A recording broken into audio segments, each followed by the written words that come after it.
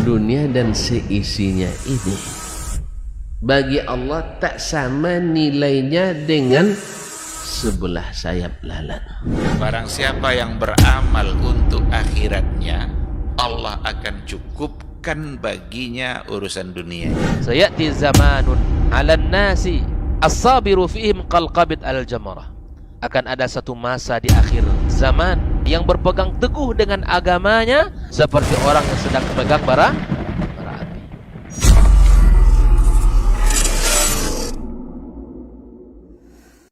Taib.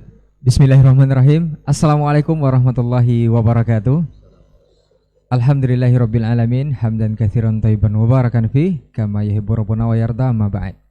Para pemirsa KMTV dimanapun antum dan antuna berada, 91,1 FM Radio Robani Merajut Ilmu dan Peradaban. Alhamdulillah kita bersyukur kepada Allah Subhanahu wa taala di kesempatan pagi hari ini kita dimudahkan kembali untuk berjumpa di Diktat Dialog Keilmuan Islam bersama Ustadz. Dan tanpa terasa ini adalah pertemuan ataupun episode kita yang ke-86. Alhamdulillah kita akan membahas sebuah judul, yaitu jangan segera percaya. Ini seperti apa dan bagaimana nanti kita akan dengarkan masing-masing dari narasumber kita yang sudah hadir di studio. Kemudian kita bersalawat dan tema kita untuk hari ini dan seperti ihsanin ila yaumil jazaa'il awfa. Amma ba'd. Fausi nafsi wa iyyakum ayyuhal muslimun wa iyyatal muslimat bittaqwallahi haqqat taqwa wa muraqabatihi fis sirri wan najwa. فإن أجسادنا على النار لا تقوى فاستمسكوا من الإسلام بالعروة الوثقى وتزودوا فإن خير الزاد التقوى يا أيها الذين آمنوا اتقوا الله حق تقاته ولا تموتن إلا وأنتم مسلمون. Para alim ulama, cerdik pandai, tokoh adat, tokoh masyarakat yang besar tak dipanggil gelar, yang tak bergelar tak sebut nama, yang hadir di studio bersama kita, para tuan guru kita, Fadilat Dr. Hidayatullah Ismail LCMA dan Fadilat Dr. Helmi Basri LCMA Hafizahumullah wa ra'ahumah, dan saudaraku yang senantiasa menyertai, membersamai selalu dalam perjumpaan ini, Al-Akh Renaldi Amran, dan kawan-kawan yang bertugas di studio KMTV Rabbani 91,1 FM, yang para hadirin, para hadirat, para pemirsa dan pendengar dimanapun berada. Alhamdulillah, pagi ini lumayan sejuk, diguyur hujan semalam, mudah-mudahan membawa rahmat dan barakah bagi kita. Alhamdulillah, bersyukur kita bisa kembali meneruskan acara Diktat ini. Mudah-mudahan Allah mudahkan kita untuk menyampaikan, kemudian memahami, dan mudah-mudahan mengikuti. Sempat tertunda dua kali, nah ini kali ketiga, alhamdulillah, dengan tema yang tadi disampaikan, jangan segera percaya. Ini barangkali maksudnya bukan untuk membuat kita selalu ragu, tidak, tetapi di saat banyak sekali fitnah-fitnah yang terjadi, maka kita perlu menyeleksi segala berita yang sampai kepada kita. Dulu di masa para sahabat Nabi SAW, yang mana mereka adalah orang-orang yang tak pernah atau tak pandai berdusta. Seperti kata Anas bin Malik radhiyallahu taala anhu, "Laisa kullu wahidin minna yasma'ul haditha minan nabiy sallallahu alaihi wasallam." Tidak semua kami mendengarkan hadis langsung dari Nabi alaihi salatu wassalam. Berarti ada yang mereka dengar langsung dari Nabi, ada yang didengar melalui para sahabat dari Nabi alaihi salatu wassalam. Walakin laisa fina man yakzib, tetapi tidak ada di antara kami yang berdusta. Tidak ada di antara kami yang berdusta. Maka pada saat itu mereka, seperti kata Imam Muhammad ibn Sirin rahimahullah, salah seorang sadah minat tabi'in, mengatakan maka yus'aluna 'anir rijal. Mereka pada asalnya dulu tidak pernah menanyakan ar-rijal, yaitu para perawi yang menyampaikan ilmu khususnya al-hadis dari Nabi alaihi salatu wassalam, hatta idza waqa'atil fitnah, sampai setelah terjadinya fitnah, qalu sammu lana rijalakum. Setelah terjadi fitnah, mereka akhirnya mulai selektif dan bertanya, sammu lana rijalakum. Kalau ada yang menyampaikan hadis dari Nabi alaihi salatu wassalam, maka mereka katakan, tolong sebutkan dari mana asalnya berita ini, siapa-siapa yang meriwayatkannya. Fa in kana min ahli sunnah, bila disebut namanya dan mereka adalah ahlus sunnah, maka yuqbalu hadithuhu, diterima hadisnya. Wa in kana min ahlil bid'ati yuraddu hadithuhu, apabila dari ahli bid'ah maka ditolak hadisnya.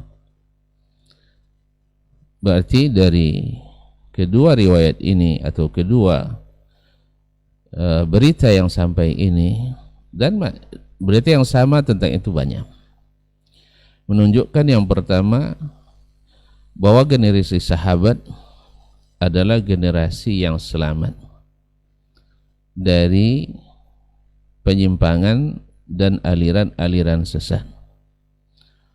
Sebab Ibnu Sirin mengatakan kalau seandainya ahli sunnah diterima hadisnya, dan para sahabat semuanya diterima hadisnya.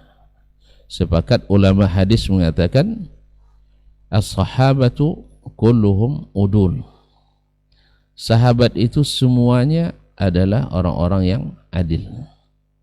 Artinya istiqamah agamanya, istiqamah muruahnya.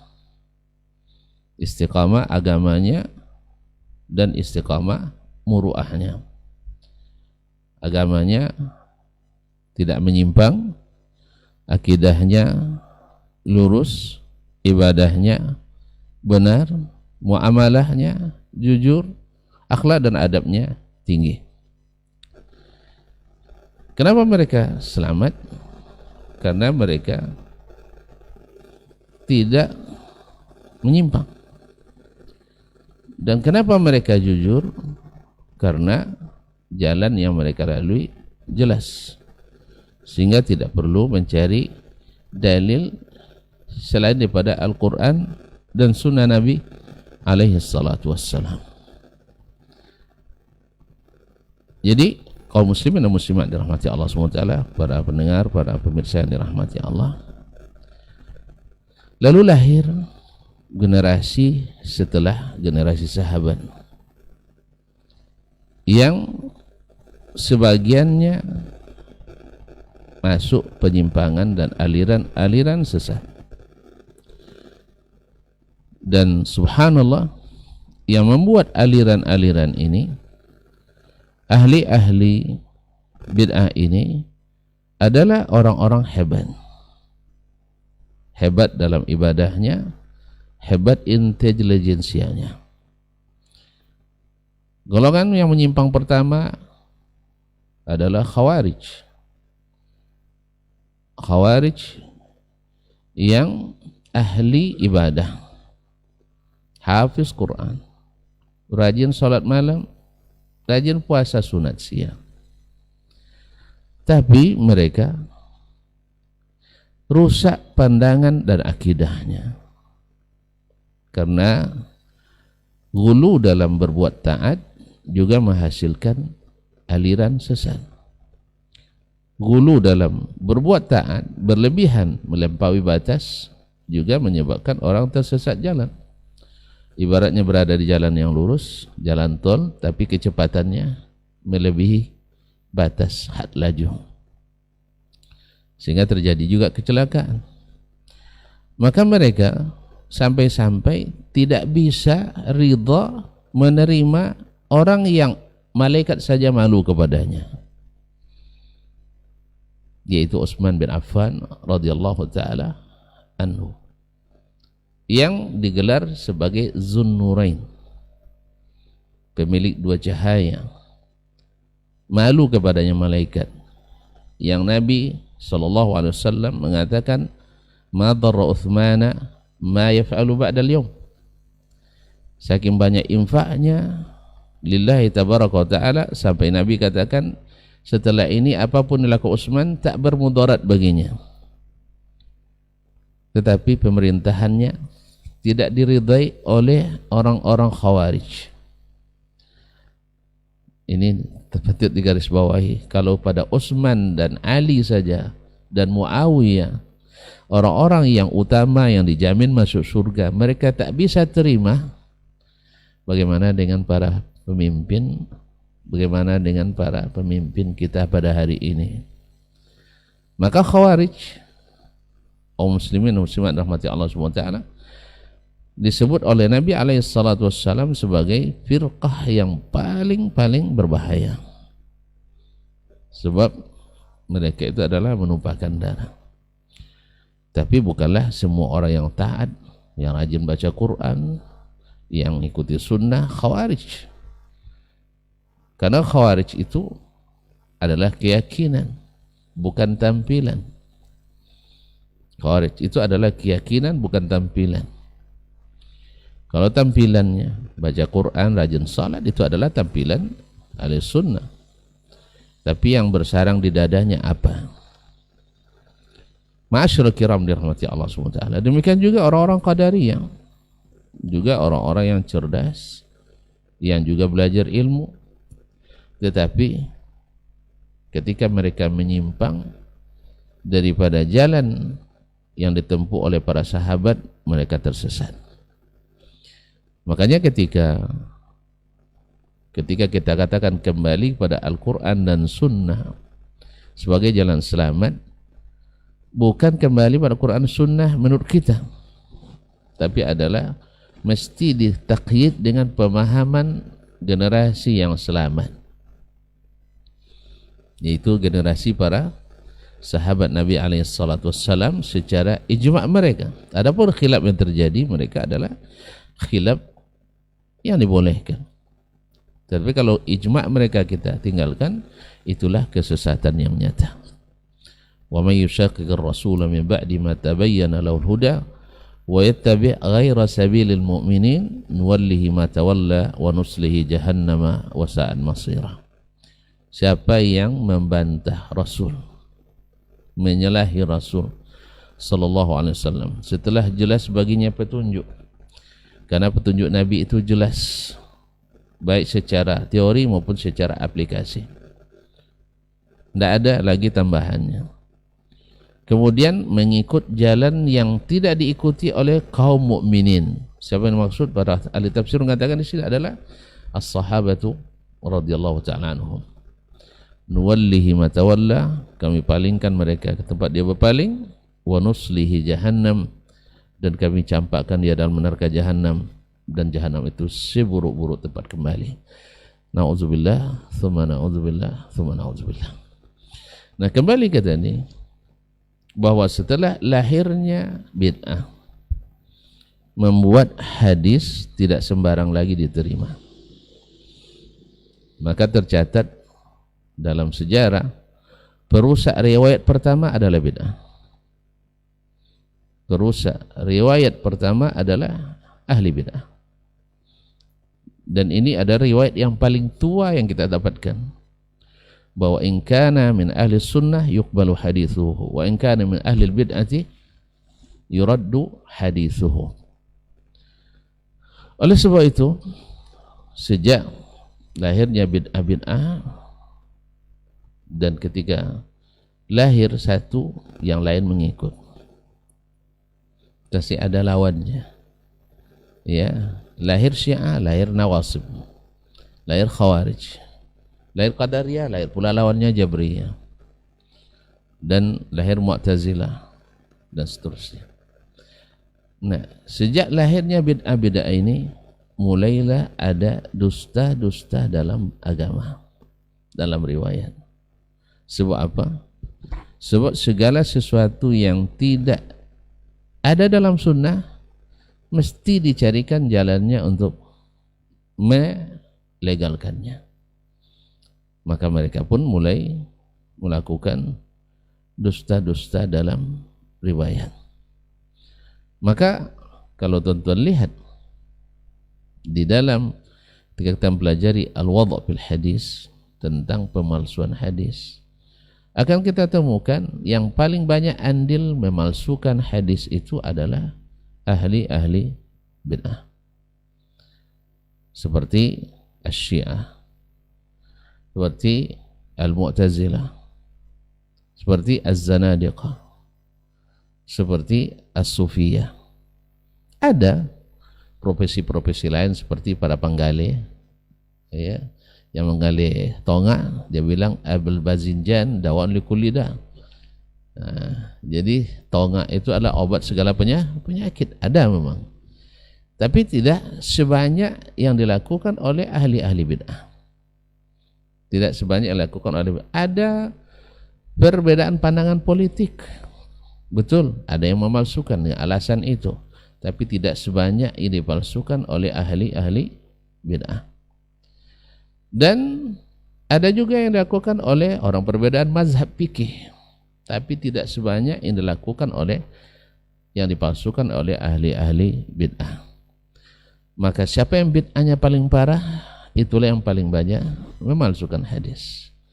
Maka dalam Islam tercatat, seperti kata Syekhul Islam Ibnu Taimiyah rahimahullah, bahkan dari Imam Syafi'i sendiri diriwayatkan semakna bahwasanya dari semua tawaif yang sesat dalam Islam, maka yang paling sesat itu adalah Syiah.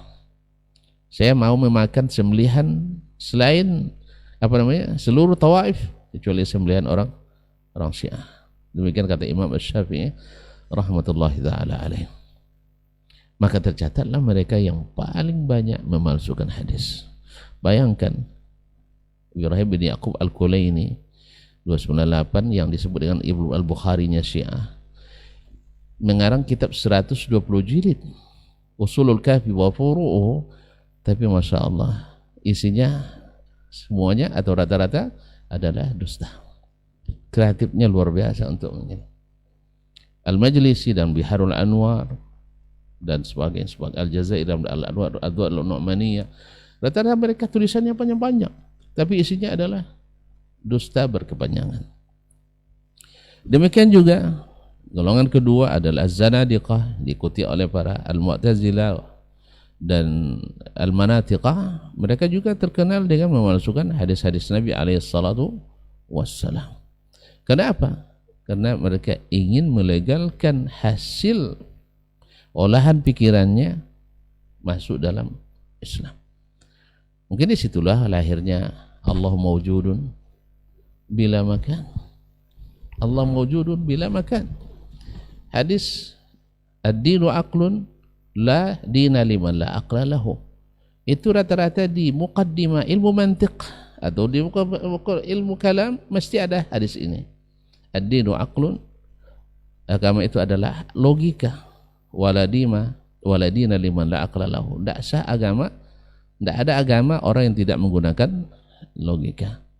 Padahal ada lebih 60 hadis kata Imam Ibnul Qayyim rahimahullah tentang keutamaan akal, rata-rata semuanya adalah palsu. Masya Allah. Jadi kreativitas berdusta memang sejalan dengan lahirnya bid'ah dalam Islam. Maka Ahlus Sunnah tidak mungkin mereka berdusta. Kalaupun mereka terlibat atau misalnya melakukannya, mereka cepat bisa diingatkan, tidak berpegang teguh dengan itu. Makanya kita lihat, dengar juga sekali, sering kita dengar ahli bid'ah mengatakan kalian itu, ya maksudnya orang-orang yang disebut dengan musyabbihah, mujassima, alil hadis, kalau hadisnya sesuai dengan kalian, kalian sahihkan, kalau tidak, kalian dhaifkan. Kenapa? Karena memang mereka seperti itu. Idza sa'a fi'lul mar'i sa'at dhununuhu. Bila seorang buruk lakunya, buruk pula dugaannya. Mereka memang suka memalsukan hadis, sehingga dikiranya orang lain pun Ahlus Sunnah, ashabul hadis, kalau sahih hadis, kalau sesuai pikirannya, disahihkan hadisnya. Kalau tidak sesuai, didhaifkan hadis. Bukan karena sesuai dengan hawa. Alul hawa iya. Kalau sesuai dengan hawanya, dia enggak sahih hadisnya. Diriwayatkan oleh Imam Ahmad. Cuma di dalamnya terdapat an rajulin, dari seseorang yang tidak dikenal. Sahih katanya. Padahal itu termasuk hadis yang tidak diketahui perawinya adalah hadis yang sahih. Oleh itu kaum muslimin dan muslimat dirahmati Allah SWT, apalagi di zaman fitnah seperti sekarang ini, tidak sedikit atau tidak jarang kita dapatkan orang dengan mudah berdusta. 2 hari, bahkan sehari, bahkan beberapa jam setelahnya diketahui dia berdusta, tapi tetap membuat dusta-dusta yang berkelanjutan. Ya, sudah tahu hadisnya tidak sahih, tapi dengan alasan sesuai dengan hawa, maka dianggap sebagai hadis sahih. Oleh sebab itu, maka seperti kata seseorang, dulu berdakwah itu mudah. Ya, kalau sekarang susah. Karena orang kalau kita berdakwah minta dalil. Nah, sehingga ada pula sebagian mengatakan orang awam tidak perlu dalil. Siapa bilang orang awam tidak perlu dalil? Nabi SAW ketika datang kepadanya Sulaik al-Ghatafani, seorang badui, dia katakan, Allahu amarak. Betul Allah yang suruh kamu, hai Muhammad. Ini orang awam nih, orang badui nanya ke Nabi, betul Allah yang suruh kamu? Berarti dia minta dalil. Masa kita sekarang mengatakan pokoknya ikut sajalah kiai, tidak perlu tahu dalil. Nah, orang awam iya, tapi awam itu tak boleh dipelihara. Taklid itu boleh taklid bagi yang tidak berilmu, tapi bukan untuk dipelihara. Kalau bisa taklid itu dihilangkan semuanya kalau bisa. Cuman kemampuan orang kan tidak semuanya sama. Makanya taklid itu bukan anjuran, tapi adalah jalan keluar terakhir. Ini sekarang enggak. Jangan tanyakan dalil. Karena dalil itu cukuplah syekh yang tahu. Enggak. Kita harus tahu bahwa dalil itu ada. Bukan maksudnya menghafal dalil. Apalagi di zaman yang penuh dengan fitnah ini. Seperti kata Ibnu Sirin, in kana mi ahli sunnah yuqbal hadithu, in kana mi ahli bid'ah la yuqbalu hadithuhu. Oleh sebab itu kaum muslimin dan muslimat dirahmati Allah, dulu di zaman sahabat orang jujur-jujur, orang tidak mengenal agama kecuali Al-Quran Sunnah. Sekarang orang agama dari manapun masuk dalam agama. Oleh sebab itu maka jangan segera percaya. Jangan segera percaya, apalagi seperti yang akan disampaikan oleh Mas Syekh nanti barangkali adalah fitnah-fitnah. Kadang-kadang memfitnah sebuah negara, memfitnah suatu kaum, suatu kelompok dengan tuduhan-tuduhan yang dusta.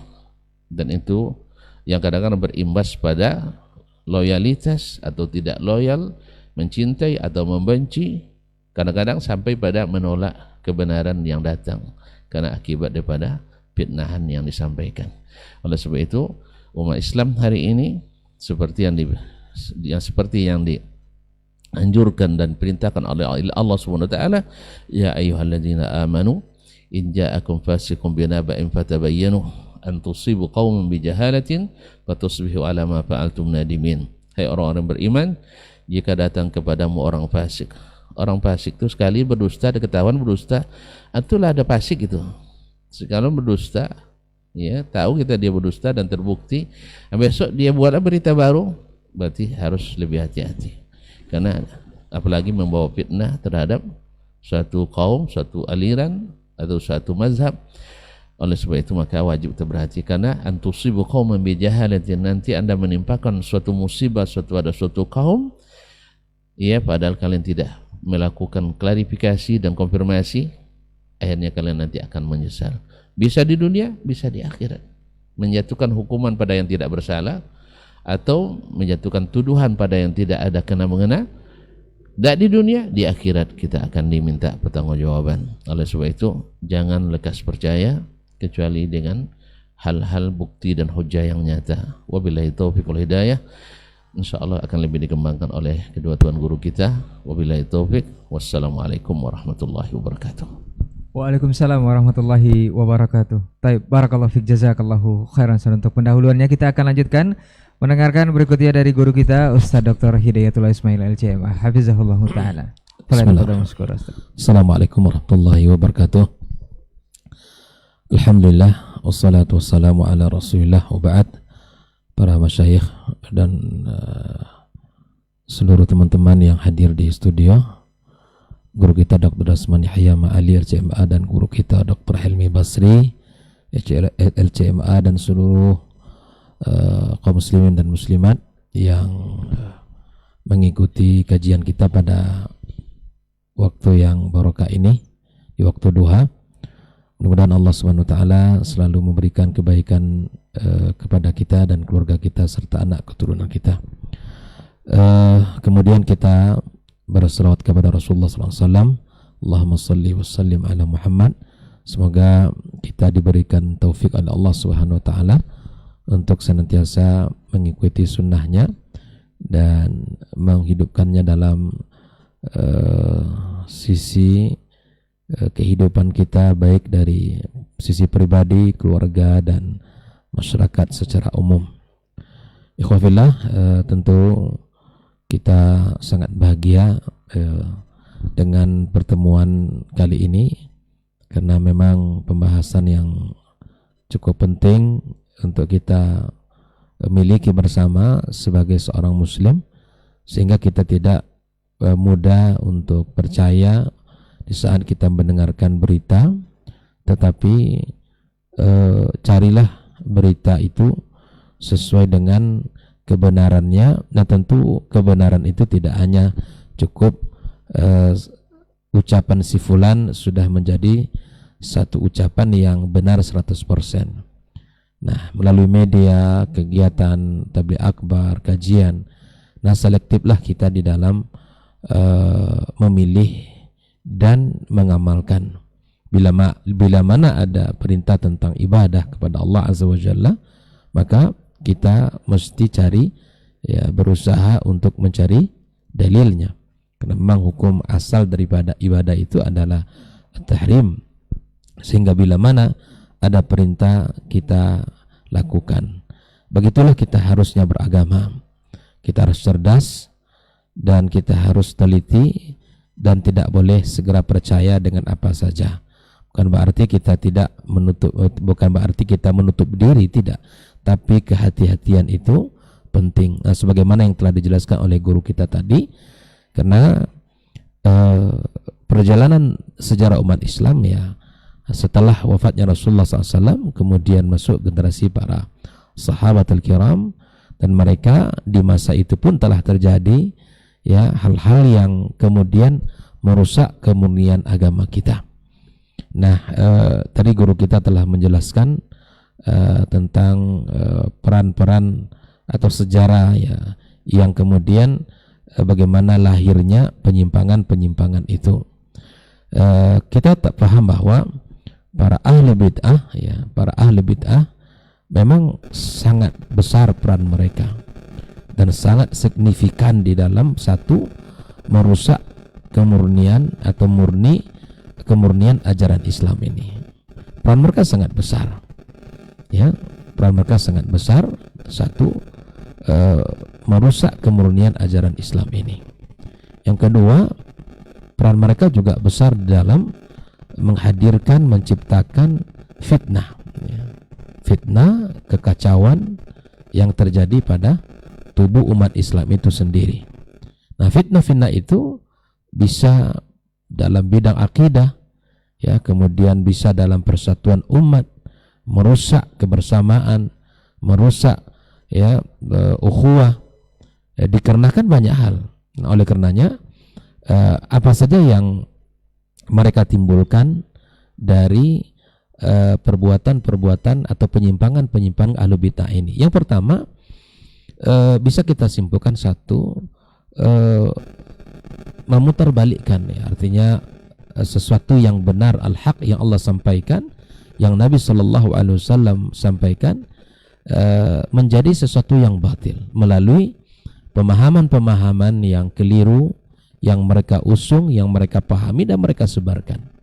Karena penyimpangan mereka ini tidak hanya pada diri mereka, tapi mengajak orang, menyesatkan orang, dhalun mudhil, sesat dan menyesatkan. Nah, yang kedua, ya, di samping mereka memutarbalikkan fakta kebenaran dari Al-Qur'anul Karim dan nas-nas hadis yang disampaikan Nabi kita alaihi salatu wassalam, dia juga mengganti kemurnian tauhid ini dengan kesyirikan yang terselubung. Dengan apa? Banyak misalnya mengkultuskan seseorang yang akhirnya meyakini pada dia ada syafaat, ya, yang akan memberikan syafaat yang tidak perlu izin dari Allah Subhanahu wa taala. Nanti kita sebutkan kelompok-kelompoknya. Saya sampaikan beberapa poin-poin dulu yang mana penyimpangan-penyimpangan ini sangat berbahaya. Ya, bahwa memutarbalikkan fakta kebenaran. Yang kedua, menguburkan kemurnian tauhid, menghadirkan kesyirikan yang terselubung, ya. Kemudian banyak hal, perpecahan umat akan hadir. Nah, di antara kelompok-kelompok yang mereka ini, seperti yang telah dijelaskan oleh guru kita tadi, misalnya imam seperti kelompok yang paling adalah Al-Khawarij. Mereka sangat ekstrim, ya kan? Mereka sangat ekstrim sekali, dan bahkan mereka bisa mengkafirkan orang lain disebabkan hanya sedikit perbedaan yang terjadi misalnya. Nah, akibatnya apa? Bisa membunuh saudara-saudaranya sama muslim, orang-orang Khawarij, ya, orang-orang yang bukan orang biasa. Tadi telah dijelaskan muwasafat mereka. Orang-orang yang taat ibadah, orang-orang yang luar biasa bacaan Al-Qur'annya. Tapi kemudian yang menjadi ibrah bukan apa yang mereka perlihatkan, tetapi apa yang ada di dalam keyakinan. Ini kok bisa, ya? Nah, bisa karena memang sumber yang mereka dapatkan bukan dari sumber yang aslinya. Dan disinilah nanti letaknya kenapa mereka ini muncul, dikarenakan itu tadi, bahwa di dalam menjalankan agama ini tidak berpandu kepada apa yang disampaikan oleh Nabi kita alaihi salatu wassalam. Nabi telah menyebutkan pondasi-pondasi agama itu. Kalau ingin selamat, ya harus kembali kepada apa yang dikatakan Allah dan Rasulnya sallallahu alaihi wasallam, dan seperti yang dikatakan guru kita tadi, diikat bukan dengan akal yang lepas, dengan hawa nafsu yang tidak terkontrol. Dia mesti mengikuti apa yang dikatakan oleh para as-salaf, ya, mereka yang memang secara keimanan kuat dan amaliyah juga, ya, bukan sekadar memiliki ilmu yang banyak tapi kemudian tidak memiliki rasa takut kepada Allah Subhanahu wa taala. Nah, Khawarij, kemudian Mu'tazilah misalnya tadi disebut juga, Mu'tazilah mereka ekstrimnya di mana? Ya, mendahulukan akal daripada nas, ya. Orang-orang yang selalu beristidlal dengan mendahulukan akal daripada apa yang Allah Subhanahu wa taala sampaikan dan apa yang Allah Subhanahu wa taala beritakan di dalam Al-Qur'anul Karim, dan bahkan apa yang disampaikan Nabi kita alaihi salatu wassalam. Nah, bahayanya bagaimana? Ya, banyak bahayanya. Itu tadi akan merusak kemurnian ajaran Islam ini. Apa yang mereka cocok dengan dalil-dalil yang mereka pahami sesuai dengan apa yang inginkan, mereka pakai. Dalilnya sahih Ustaz Rai, tapi kemudian istidlalnya yang tidak sahih. Sehingga lahirlah nanti akan memasukkan menguatkan pemahaman mereka. Ya, apa yang cocok untuk mazhab mereka kuatkan. Apalagi si Ar-Rafidah misalnya, lebih bahaya lagi. Ya, bahayanya apa? Ya, akan misalnya nanti di dalam akidah mereka ini muncullah pemalsuan-pemalsuan, ya. Seperti kitab tadi yang telah disebutkan oleh guru kita, Ya, pemalsu misalnya mereka munculkan hadis palsu tentang keutamaan Ali, ya Ustaz. Banyak sekali mereka itu munculkan. Dan di saat yang sama mereka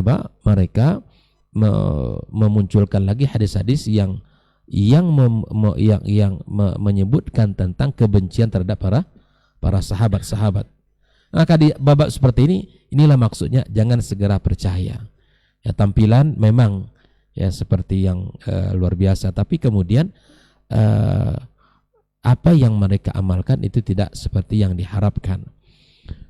Begitu juga dengan ya tadi orang-orang Khawarij, kemudian orang Mu'tazilah, kemudian Syiah Rafidah.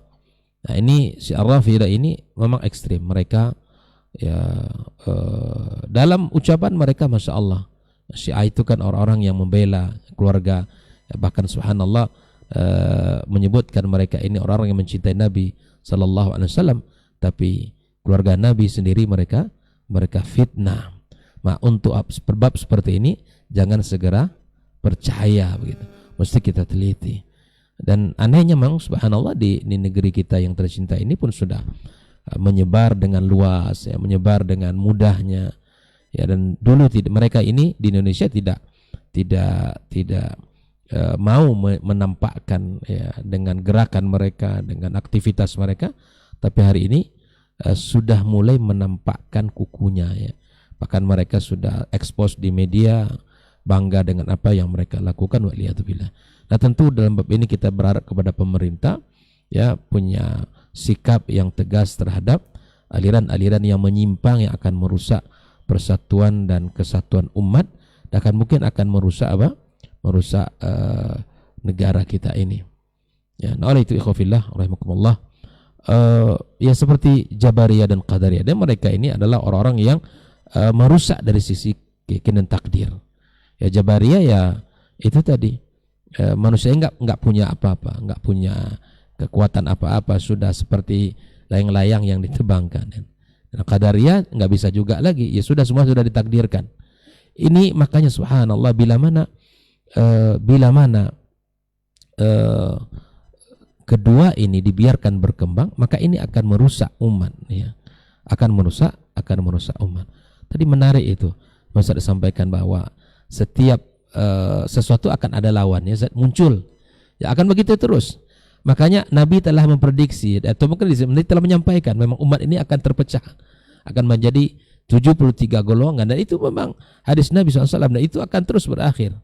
Saya teringat dengan data-data yang disampaikan guru kita, ya, di Indonesia ini berapa Ustaz? 400 lebih aliran sesat, dan subur, ya sangat subur, dan masing-masing ada pengikutnya, ya, dan itu sudah jelas gitu. Ya, dan subhanallah, masing-masing ada pengikutnya, masing-masing ada orang yang mencintainya, yang ya walaupun sudah jelas kerusakan itu, penyimpangan itu, tapi ya yang namanya taklid al-a'ma tadi ya membutakan seluruhnya, tidak mau teliti. Maka saya mengimbau kepada saudara kaum muslimin dan muslimat, telitilah di dalam memilih dan ajaran atau memilih setiap apa yang diajak oleh orang gitu ya. Islam ini sudah jelas, bahkan Allah Subhanahu wa taala telah mengatakan ya al-yauma akmaltu lakum dinakum atmamtu alaikum ni'mati wa raditu lakum al-islam dinan. Sudah jelas, sudah sempurna, sudah jelas dan sempurna, ya kan, disempurnakan oleh Nabi kita SAW. Makanya ya Imam Malik ya Allah taala, bila mana kalian menambah urusan agama ini, berarti sama saja kalian telah mengatakan bahwa Nabi Muhammad telah berkhianat kepada risalah yang telah diturunkan oleh Allah Subhanahu wa taala. Nabi telah menyempurnakan, Nabi telah menyampaikan, dan para sahabat telah melakukan apa yang mereka ya melihat apa yang mereka lihat dari baginda kita alaihi salatu wassalam. Memang syubhat hari ini Ustaz, tidak semua yang dilakukan oleh sahabat atau Nabi itu apakah bid'ah. Nah, ini syubhat lagi nanti. Ini muncul lagi para orang-orang ahli bid'ah yang mengatakan, dan tidak semua, apakah pada sesuatu yang tidak dilakukan oleh mereka itu adalah bid'ah dan seterusnya. Nabi yang telah menjelaskan dengan tegas kullu bid'atin dhalalah. Terus saja ada pembelaan di bab seperti ini. Terus ada saja orang-orang yang tidak mau menerima dengan lega, dengan hati yang lapang apa yang dikatakan Nabi kita alaihissalam, bahkan mencari-cari dalih untuk menguatkan, membenarkan apa yang mereka lakukan. Nah, oleh ikhwafillah, peran mereka para ahli bid'ah sangat besar dan sangat signifikan di dalam menghadirkan perpecahan para kaum muslimin. Bahkan bukan itu saja, mencoreng dan menuduh kemuliaan para ulama. Seperti Imam Ahmad misalnya, itu dituduh itu menghasut perpecahan umat. Padahal dia sedang mempertahankan akidahnya, doktrin tentang khalqul Quran. Dia dituduh sebagai orang yang menjadi pemicu, memanti api permusuhan dan seterusnya. Padahal dia sedang dalam mempertahankan akidahnya. Dan memang Nabi kita SAW benar bahwa sayati alan nasi sanawatun khudda'at. Memang akan datang pada manusia ini satu masa, masa yang khida', itu masa-masa yang penuh dengan tipu daya, masa-masa yang samar antara hak dan kebatilan, samar antara sesuatu yang baik dengan yang buruk. Yang jujur dikatakan pembohong, yang pembohong dikatakan dia jujur, yang amanah dibilang pengkhianat, tapi orang yang pengkhianat diberikan amanat. Begitulah sama masa-masa yang sulit, yang masa-masa yang kalau kita tidak segera kembali khotul kiram kepada Islam yang murni, Islam yang diajarkan oleh Allah, oleh Rasulullah sallallahu alaihi wasallam, dan diamalkan oleh para sahabat-sahabat, maka kita Islam seperti ini aja lah. Merasa Islam kita sudah cukup, merasa Islam kita sudah hebat dan seterusnya. Tetapi tidak mau mendalami lebih kuat dan lebih semangat seperti apa yang diajarkan oleh Nabi kita sallallahu alaihi wasallam. Dan bahkan berkata ahli bid'ah juga bahwa cukuplah agama seperti ini aja, jangan ekstrim-ekstrim kali, jangan terlalu repot-repot kali. Ini juga akan melemahkan semangat orang-orang untuk belajar. Tapi subhanallah, kalimat-kalimat ini tidak akan lama. Saya yakin kalimat itu tidak akan bertahan, karena memang al-haq akan senantiasa qaim sampai hari kiamat dan akan senantiasa dicintai oleh orang. Bagaimanapun orang dengan retorikanya dan berbagai macam cara untuk memalingkan umat, maka tidak akan bisa, karena memang umat ini telah diturunkan kepada mereka satu panduan yang kokoh. Barang siapa yang bersungguh-sungguh dia pasti mendapat. Barang siapa yang bermujahadah pasti Allah berikan petunjuk. Oleh itu ikhwas, sekali lagi yang dirahmati Allah, bahwa bahayanya para ahli bid'ah sangat luar biasa di dalam menghadirkan perpecahan, menghadirkan perselisihan, dan bahkan memalingkan orang awam dari al-haq, memalingkan orang awam dari al-haq.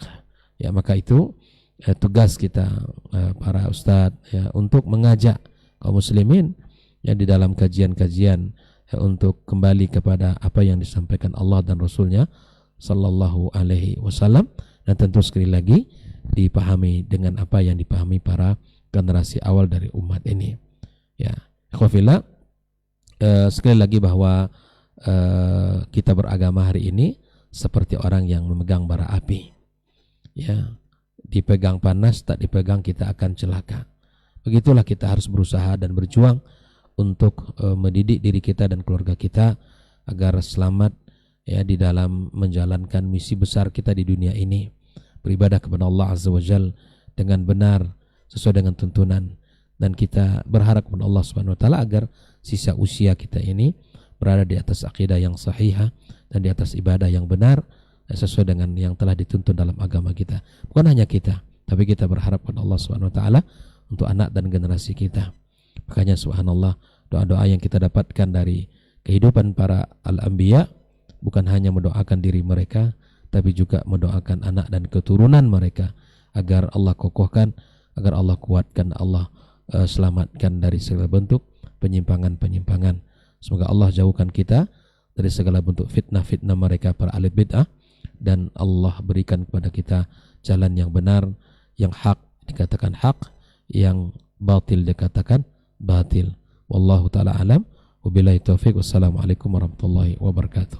Waalaikumsalam warahmatullahi wabarakatuh. Barakallahu fiik, jazakallahu khairan Ustaz untuk lanjutan materi kita. Dan berikutnya kita akan mendengarkan dari guru kita Ustaz Dr. Helmi Basri LCMA hafizahullah taala. Falyatafadhal mashkur Ustaz.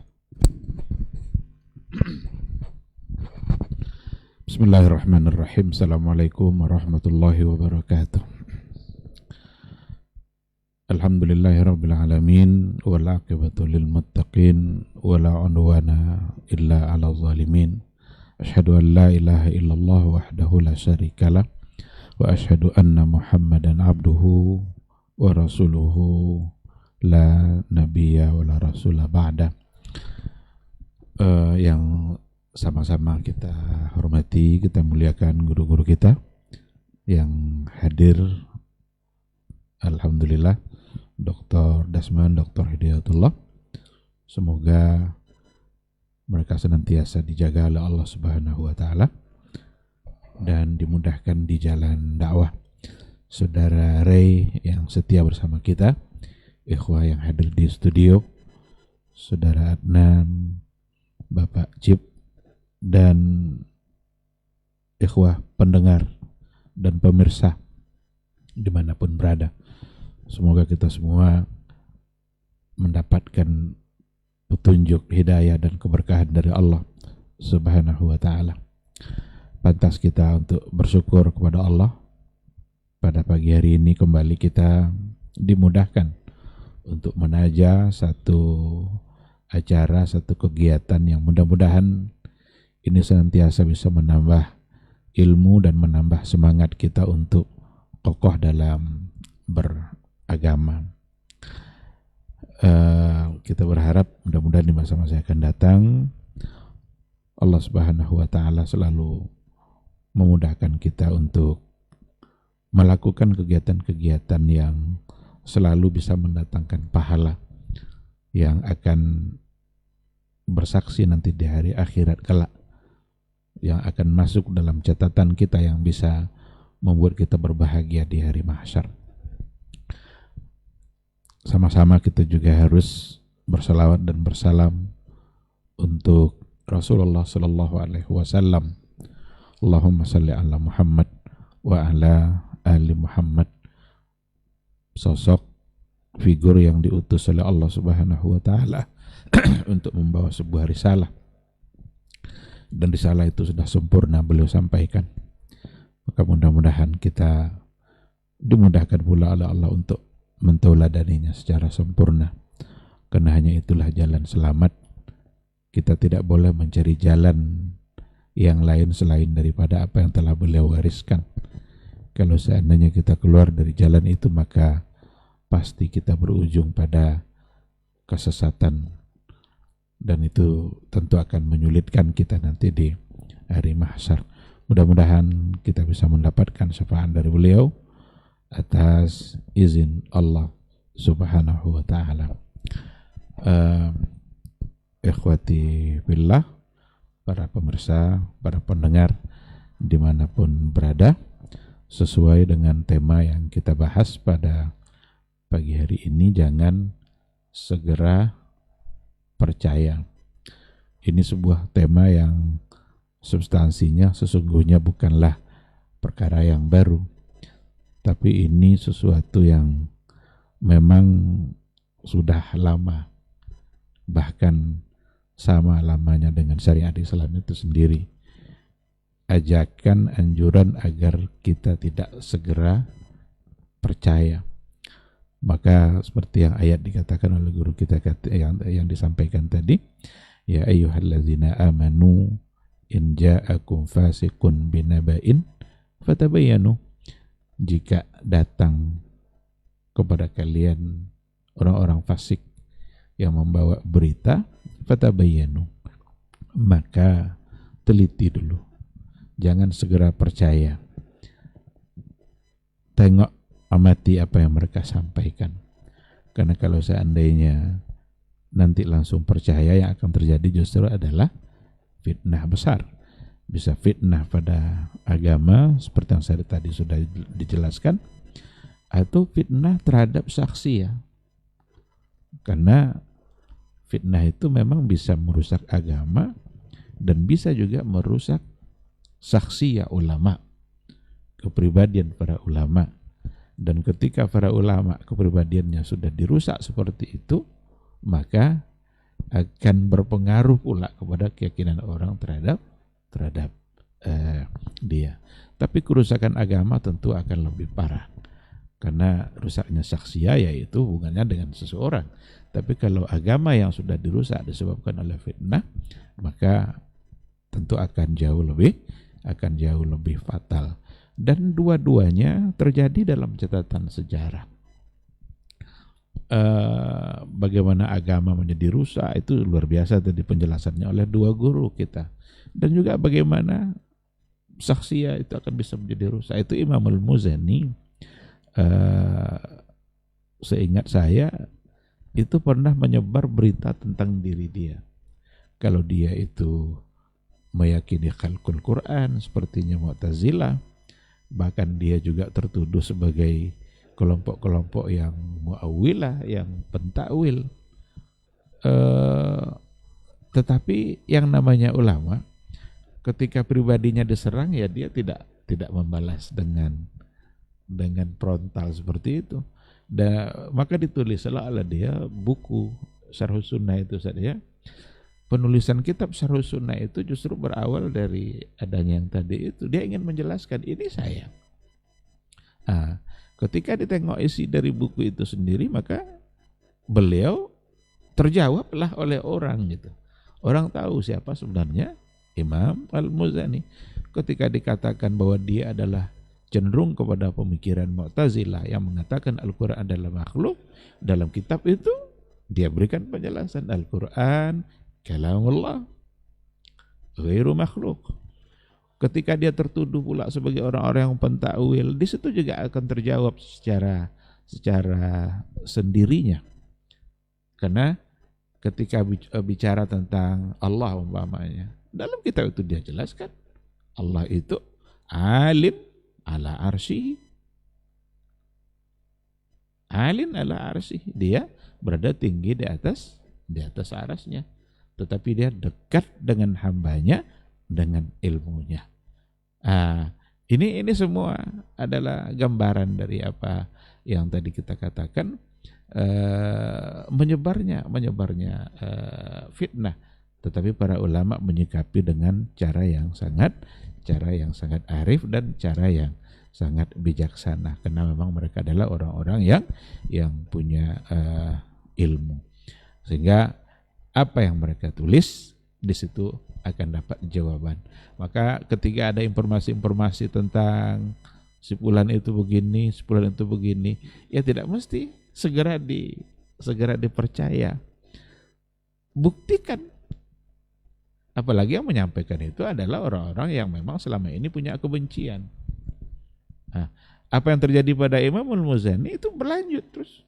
Bukan hanya pada dia saja, bahkan pada setiap masa selalu saja ada tuduhan-tuduhan yang disampaikan. Sampai pada masa Syekh Muhammad bin Abdul Wahab, ketika dia tertuduh sebagai berbagai macam tuduhan-tuduhan yang disampaikan kepada beliau oleh kelompok-kelompok yang memang mereka tidak bisa berargumentasi di hadapan kebenaran yang dia bawa.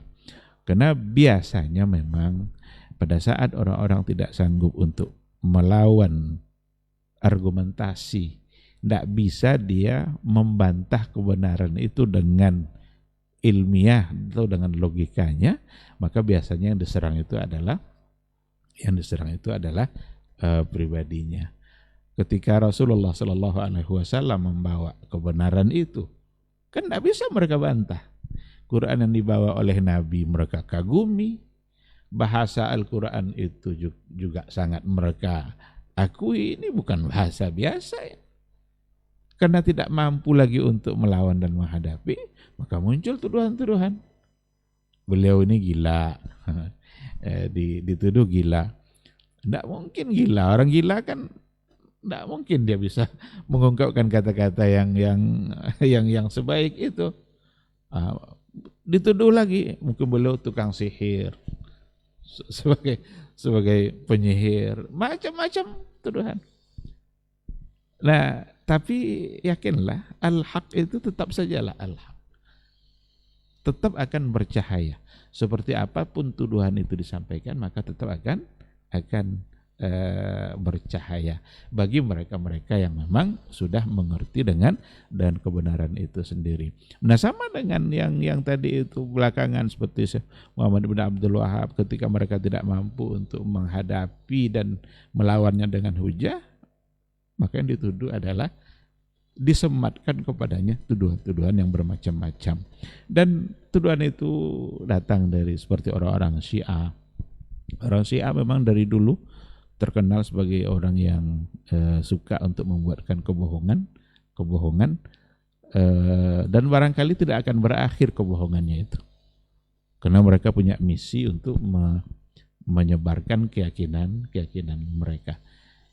Gimana bisa jujur orang yang konsep beragamanya taqiyah? Taqiyah itu aja kan sudah artinya sudah bohong, menyembunyikan kebenaran. Tidak boleh sama apa yang ada di hati dan apa yang ada di lidah. Kan itu satu kebohongan. Maka disebarkanlah kebohongan itu, suka mengafirkan. Syekh ini mengafirkan semua umat Islam yang tidak seakidah dengan dia, atau diberikan tuduhan haus darah, apalagi itu benci kepada mazhab. Itu kan semua datang dari orang-orang Syiah, karena memang mereka mencoba untuk menguasai wilayah Jazirah Arabia, tetapi mereka tidak mampu untuk menguasai itu. Keyakinan mereka tidak bisa berkembang karena ada tantangan besar yang mereka harus selesaikan dulu, harus mereka hadapi, yaitu slogan kembali kepada Al-Quran dan Sunnah. Ini slogan yang paling ditakuti oleh orang-orang Syiah, karena orang Syiah itu mereka punya sunnah sendiri. Orang Syiah itu bahkan definisi sunnah itu sendiri berbeda definisinya dengan yang ada pada ulama-ulama al-hadis, ulama para muhaddis yang sudah memberikan ilmu mustalahul hadis yang sangat rinci itu. Orang Syiah definisi sunnah itu saja bagi orang Syiah itu sudah berbeda. Apa di antara bentuk makna sunnah bagi mereka itu bukan manukila atau ma usira ilan nabi, tapi manukila anil ma'sum ilal ma'sum, yang sesuatu yang dinukilkan dari yang maksum kepada yang maksum.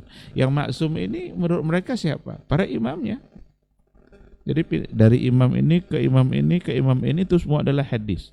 Maka apapun yang diungkapkan oleh para imam, maka semua kedudukannya sama, adalah hadis. Bagaimana kalau berbeda antara imam sama imam ini? Tidak apa-apa, pokoknya itu hadis.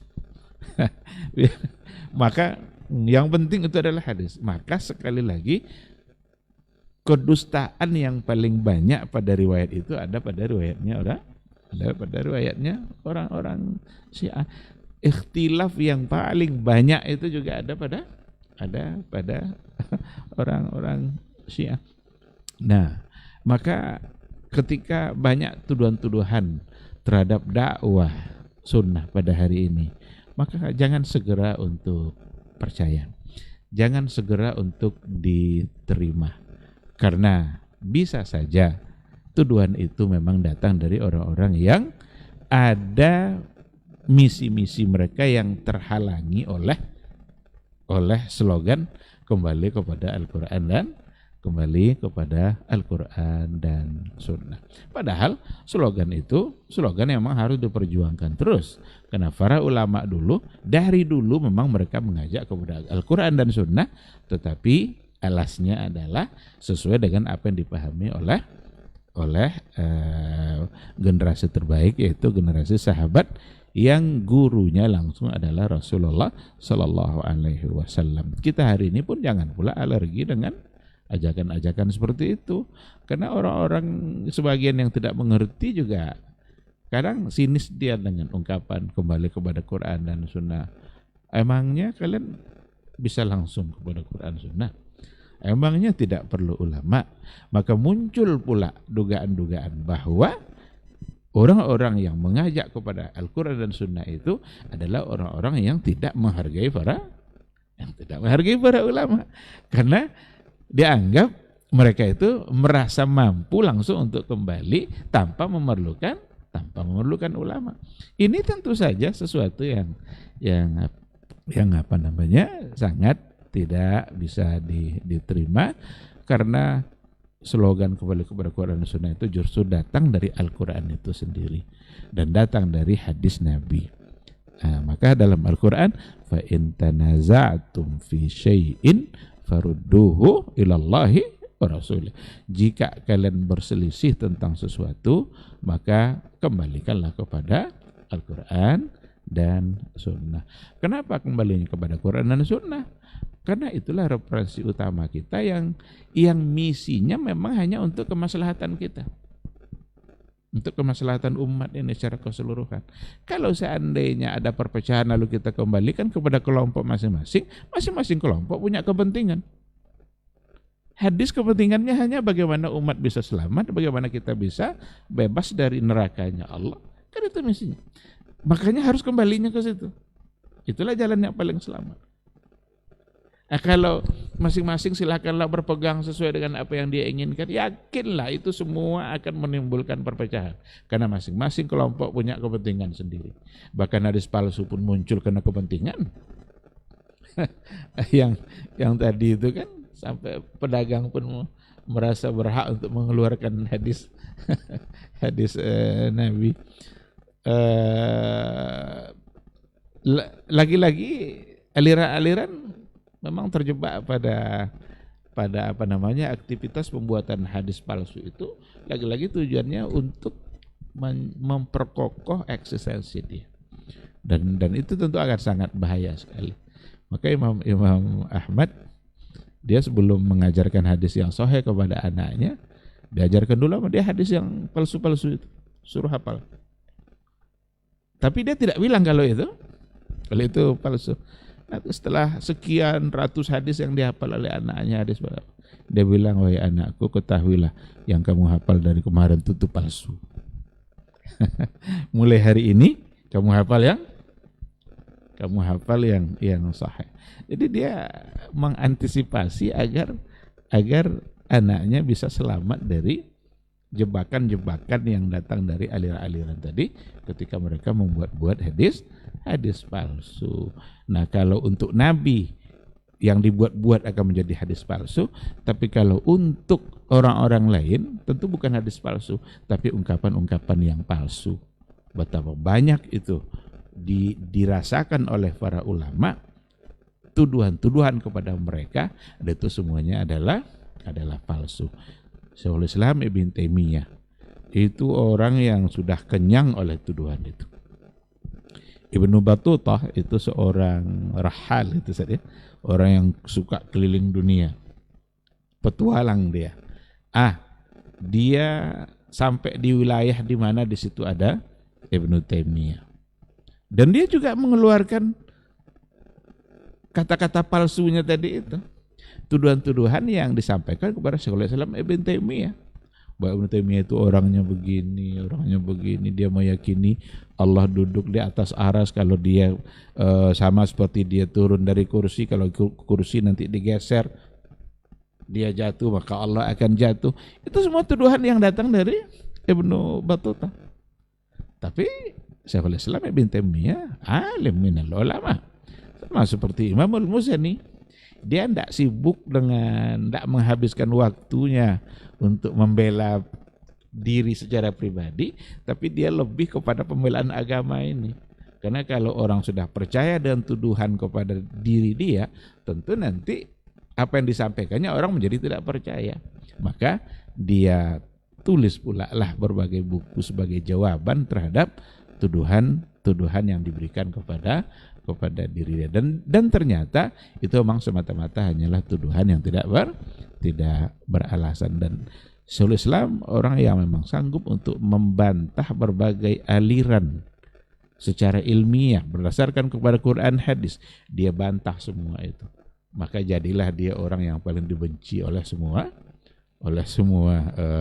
golongan. Orang Syiah benci sama dia karena dia sudah menulis pula sebuah buku, Minhajus Sunnah An-Nabawiyah. Orang Mu'tazilah benci pula sama dia karena dia sudah menulis pula buku Ta'arud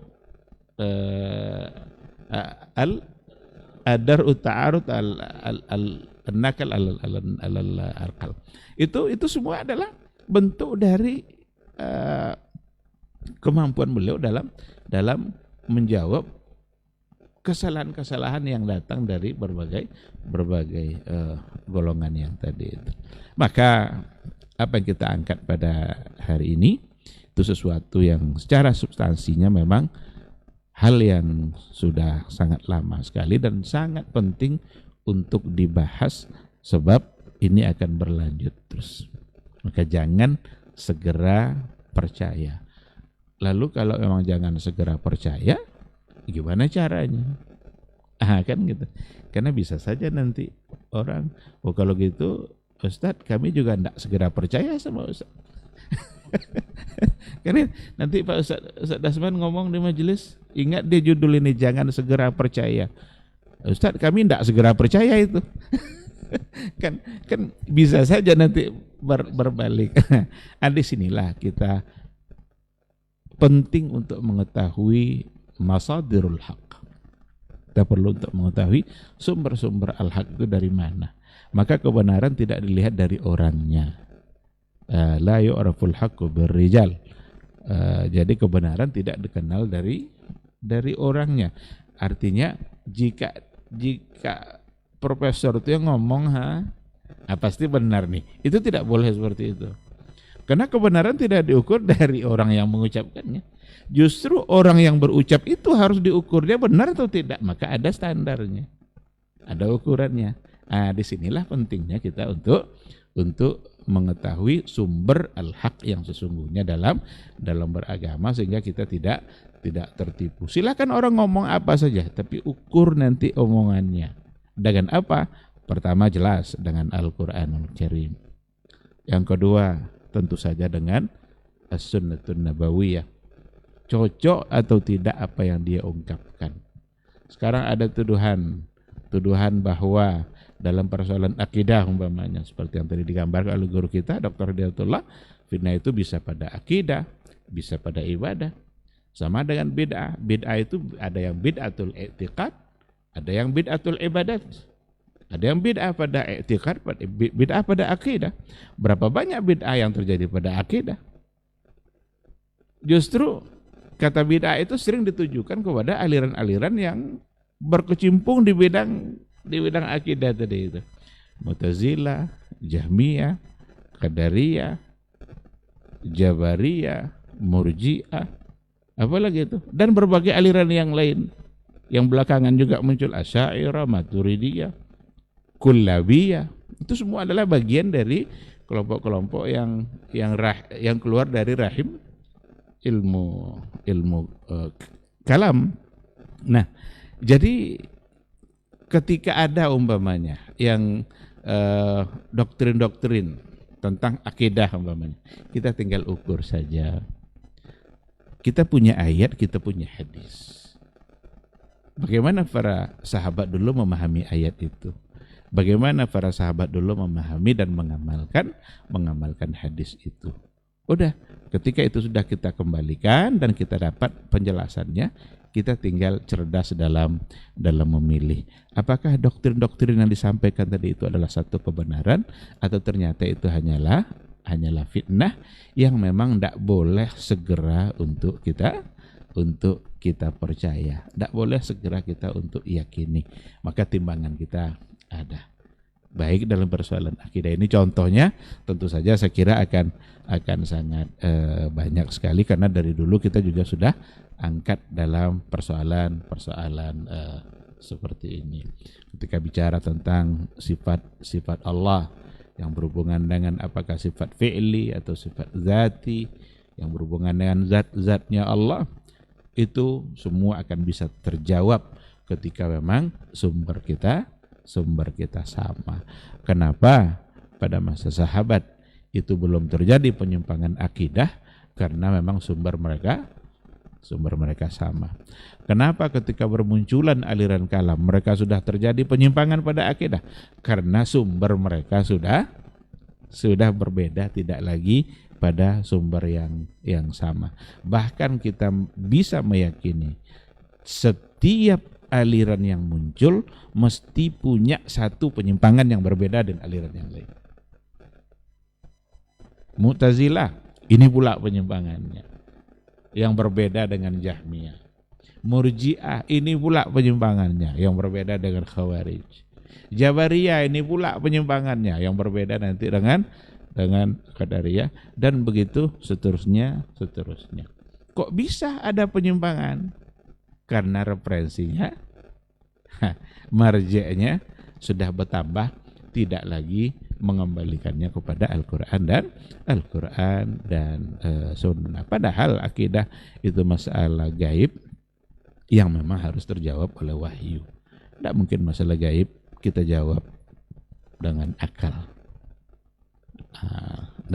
Jadi sekali lagi, agar kita tidak segera percaya, maka kita harus menentukan referensi kita, apa rujukan kita, dan rujukannya jelas adalah Al-Quran, Sunnah, bagaimana ijma'nya para sahabat. Andaikan ingin berpegang kepada akal, maka akal yang dibimbing oleh wahyu. Ketika akal sudah tidak dibimbing oleh wahyu, maka yakinlah yang akan hadir adalah kesombongan intelektual, itu kesombongan yang sangat angkuh sekali, yang masing-masing ingin menganggap dirinya yang paling oke. Dan itu tentu tidak bisa dipegang dalam beragama. Mungkin ini yang bisa saya sampaikan. Terima kasih, mudah-mudahan bermanfaat. Subhanakallah wa bihamdika, asyhadu an la ilaha illa anta, astaghfiruka wa atubu ilaik. Assalamualaikum warahmatullahi wabarakatuh. Waalaikumsalam warahmatullahi wabarakatuh. Baik, barakallahu fiik, jazakallahu khairan untuk guru-guru kita yang sudah memaparkan materi kita di kesempatan hari ini. Jangan segera percaya. Mudah-mudahan ini bisa menjadi tambahan ilmu, dan yang pastinya memang kita aplikasikan dalam keseharian kita untuk lebih selektif dan memilih ilmu yang akan kita ambil, karena akan dijadikan juga sumber kita dalam beribadah kepada Allah Subhanahu wa taala. Di sisa waktu Ustadz, kita jawab satu pertanyaan yang masuk. Ini katanya minta nasihat Ustadz. Assalamualaikum warahmatullahi wabarakatuh Ustadz. Semoga Ustadz dan tim senantiasa dijaga Allah. Mau bertanya Ustadz, dari hamba Allah di Sumatera Barat. Ustadz, apa nasihat Ustadz untuk generasi Islam sekarang yang sangat gampang percaya dan cepat takjub terhadap sebuah pemberita atau penyampaian, apalagi dari tokoh agama yang sudah viral dan terkenal Ustadz? Apa langkah konkretnya? Bukankah sebaliknya menjadi paradok Ustadz, kalau kita jangan segera percaya, ini akan menimbulkan suuzon kepada setiap orang. Barakallahu fiik.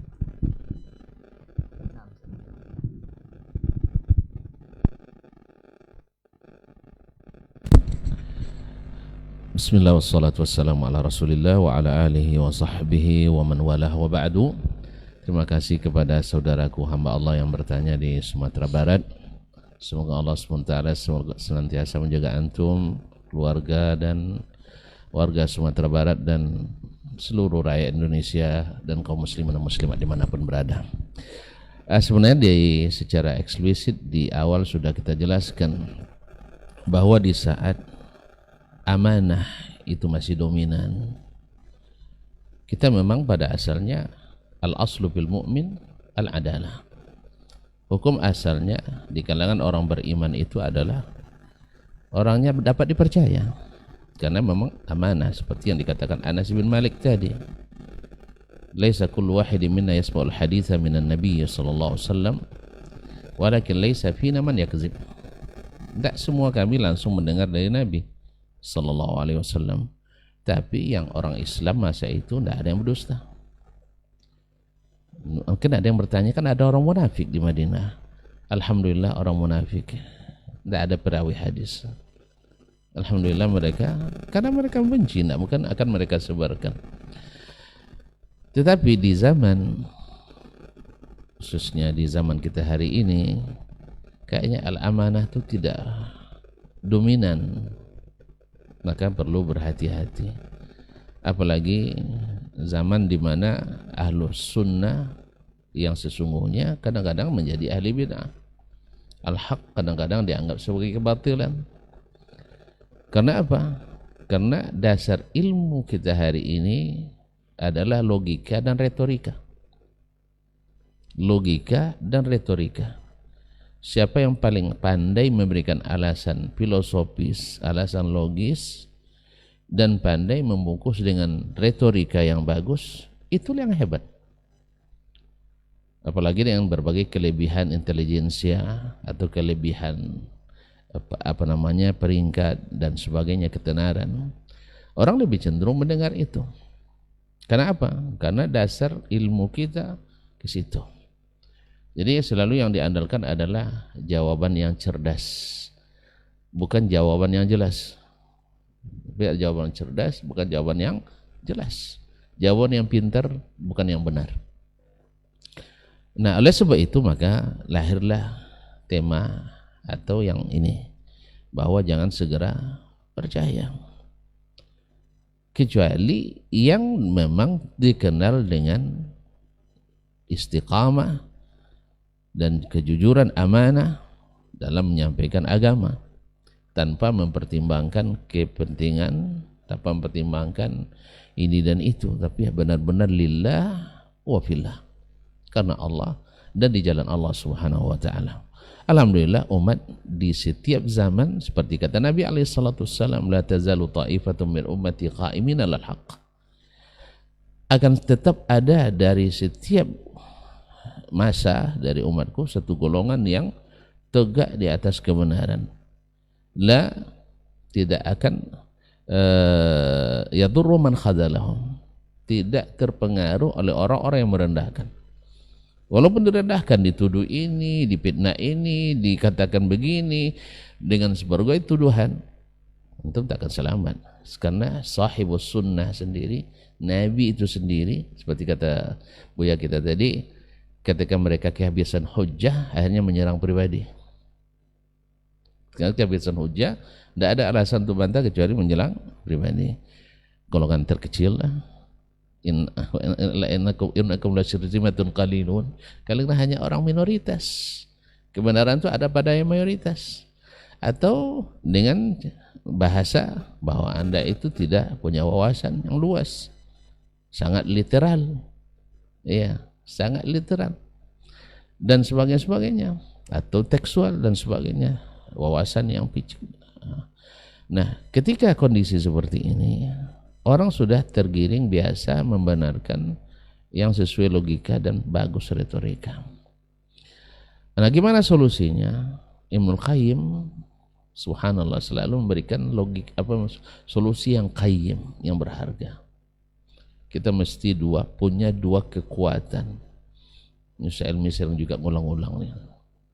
Ya, kekuatan yaitu at-taqah al-ilmiyah wal quwwah al-amaliyah. Yaitu kekuatan ilmu dan kekuatan amal. Kekuatan ilmu itu di mana? Pada keaslian produk. Dan kekuatan amal itu di mana? Yaitu mengamalkan sesuai dengan petunjuk katalognya. Nah, ilmu agama kita adalah agama samawi. Maka ilmunya mesti yang turun dari langit, bukan produk bumi. Ya, segala agama yang masuk ke dalam agama kita akibat dari produk bumi tidak berlandaskan produk langit, itu adalah barang palsu. Barang palsu tidak kuat, barang palsu tidak kokoh. Jadi semua yang masuk dalam agama kita produk bumi, pikiran, perasaan, pengalaman atau turun-temurun, itu tidak kokoh. Yang biasa ngikut ini akan berpindah-pindah dalam beragamanya. Dan kayaknya di Indonesia ini subur yang seperti ini. Buktinya sepanjang yang saya ketahui, aliran sesat paling banyak tercatat di dunia adanya di Nusantara, khususnya Republik Indonesia ini. Itu yang dicatat oleh MUI, bukan saya tidak, ini MUI yang mencatat. Nah, itu yang sudah menggali formulir daftar ulang. Yang ambil formulir tidak pulang-pulang itu juga masih banyak. Ya masih banyak yang belum mengaku aliran sesat walaupun sesat. Termasuk Ahmadiyah, termasuk Syiah, termasuk Mikali apa? Makali Inna dan sebagainya. Dan masih banyak. Ma'asyarul kiram. Nah, gimana caranya? Maka Imam Ibnul Qayyim menunjukkan kepada kita dalam kitab Miftahud Daris Sa'adah bahwasanya man akhadzal ilma min ainil ilmi thabat. Siapa yang mengambil ilmu dari air matanya ilmu itu, atau mata air ilmu itu, dari mata air ilmu itu, artinya dari Al-Quran dan Sunnah, karena itu sumber wahyu di situ, thabat, akan kokoh. Waman akhadzal ilma min jarayanihi, siapa yang ngambil ilmu dari aliran-alirannya, dari hilirisasinya, dari hilir. Ingat, yang dihilir akhazathu amwajul fitani wasyubuhat, pasti akan terombang-ambing oleh gelombang fitnah dan syubhat. Apa contoh yang berdehilirisasi?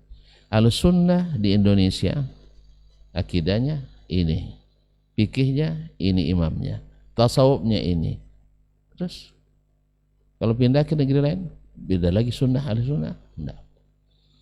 Jadi hilirisasi yang seperti ini menyebabkan orang terombang-ambing. Sampai ustadznya sendiri tidak mampu menentukan mana yang benar, mana yang salah. Oh, saya tidak sependapat dengan itu, tapi saya tidak salahkan. Yang saya amalkan begini, orang lain biarin aja. Ada ulama yang bolehkan. Itu bukan karena ketinggian ilmu, tapi ada keraguan yang menguasai. Antum tidak bisa barang yang jelas satu halal, satu mengharamkan. Masa yang menghalalkan boleh juga, yang mengharamkan diikuti juga? Pasti ada yang salah.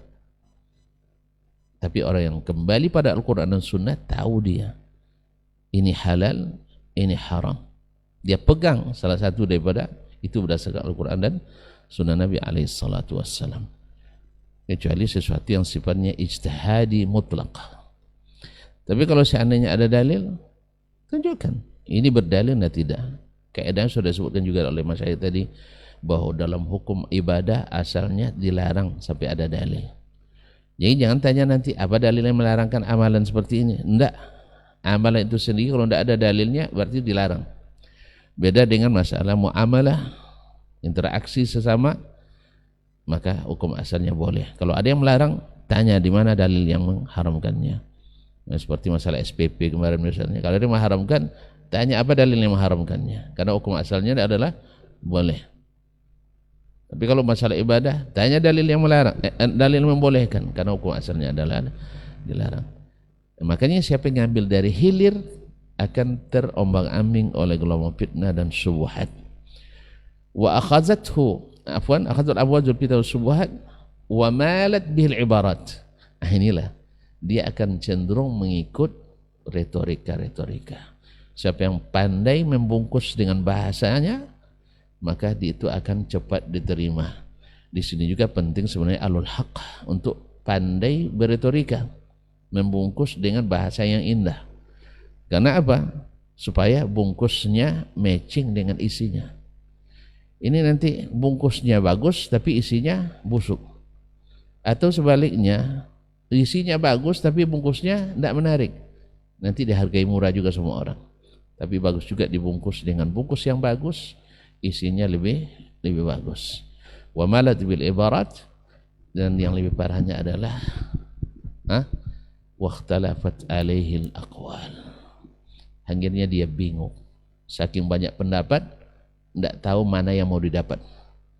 Oleh sebab itu, Makanya solusinya kepada yang bertanya dan kepada siapapun yang mendengarkan ini adalah biasakan untuk mencari ulama-ulama yang amanah, yang senantiasa istiqamah mengembalikan umat kepada Al-Quran dan Sunnah dengan pemahaman generasi yang semuanya selamat personilnya, itu sahabat Nabi SAW, dan menjauhi mereka yang bermudah-mudah untuk mengada-ngada bid'ah dalam agama. Disebut pula ahli bid'ah tidak mau, tapi penyenang dan pengarang bid'ah. Ini surah bid'ah tidak mau, padahal mengatakan ada bid'ah hasanah. Ambillah gelar ahli bid'ah hasanah itu, biar kita yang ahlus sunnah hasanah. Tapi juga tidak mau. Tapi bilang bid'ah dalalah tidak mau juga. Jadi ini yang sebenarnya yang paradoks itu. Di satu sisi dia ahlus sunnah, tapi di sisi dia juga bid'ah. Kalau ahlus sunnah yang sesungguhnya sudah cukup dengan sunnah, karena sudah terbukti sahabat tidak ada yang membuat bid'ah sehingga mereka selamat.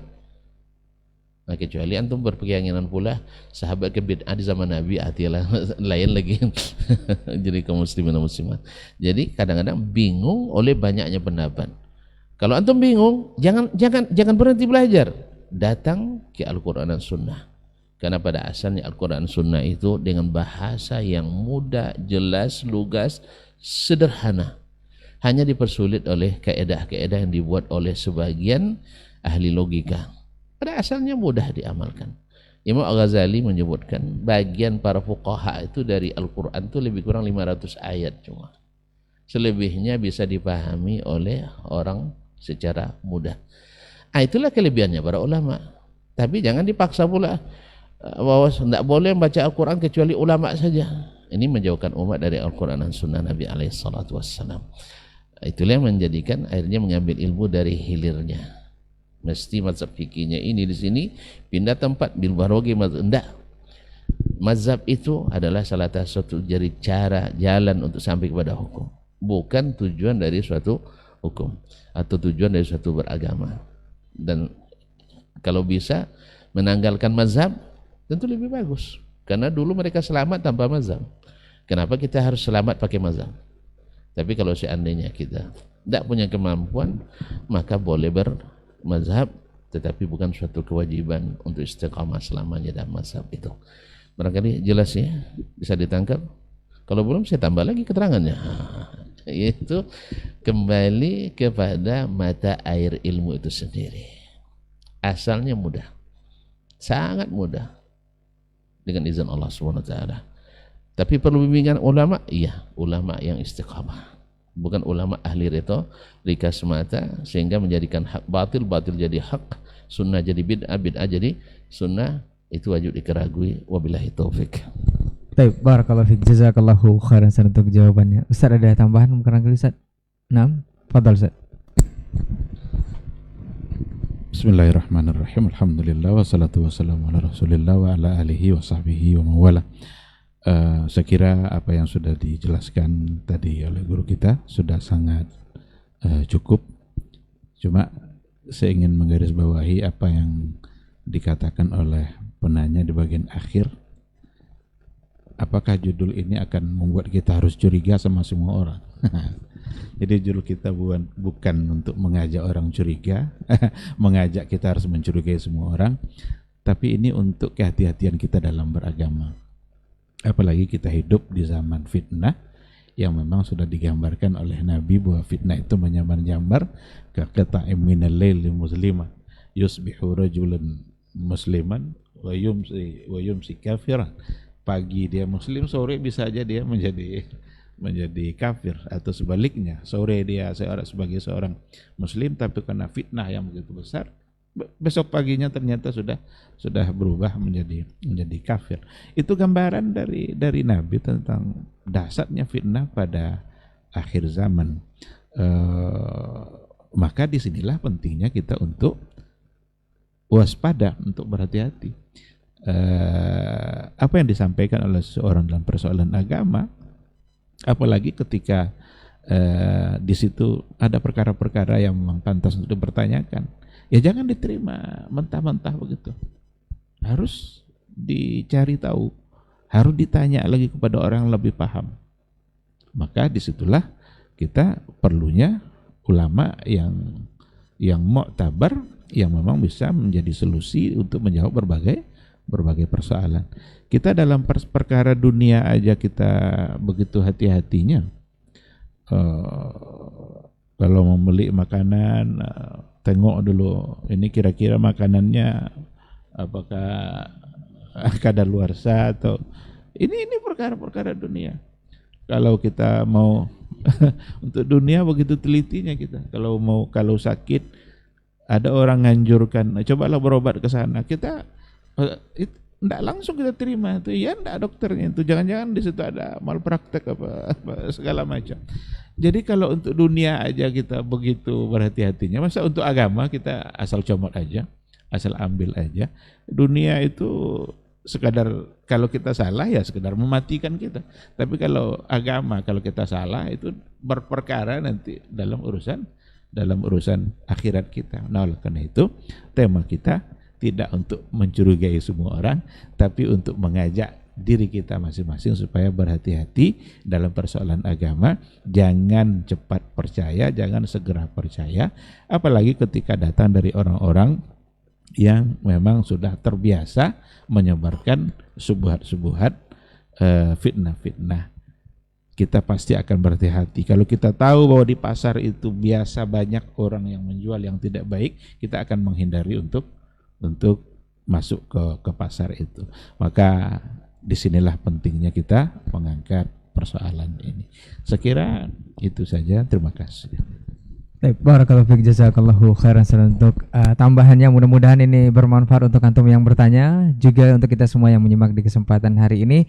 Jadi tema yang kita angkat adalah semata-mata untuk kehati-hatian kita dan seluruh kaum muslimin untuk selektif dalam memilih dari siapa dia mengambil ilmu agama dan untuk diamalkan, karena akan berkepanjangan nantinya untuk akhirat kita. Semoga di pekan depan kita akan bisa bersama guru-guru kita kembali, dimudahkan Allah Subhanahu wa taala dengan tema yang berbeda. Jazakumullah khairan untuk waktu dan juga ilmunya. Barakallahu fiik, mudah-mudahan Allah mudahkan kita di pekan berikutnya kita akan bersama kembali. Apa untuk semua salah kata dan khilaf bicara kita tutup dengan doa kafaratul majelis. Subhanakallahumma wa bihamdika asyhadu an la ilaha illa anta astaghfiruka wa atubu ilaik. Wassalamualaikum warahmatullahi wabarakatuh.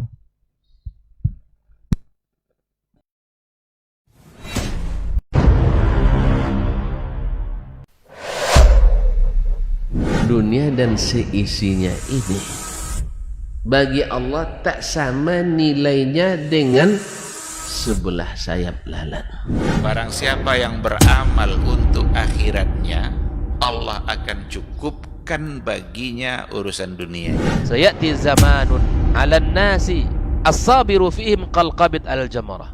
Akan ada satu masa di akhir zaman yang berpegang teguh dengan agamanya seperti orang yang sedang memegang bara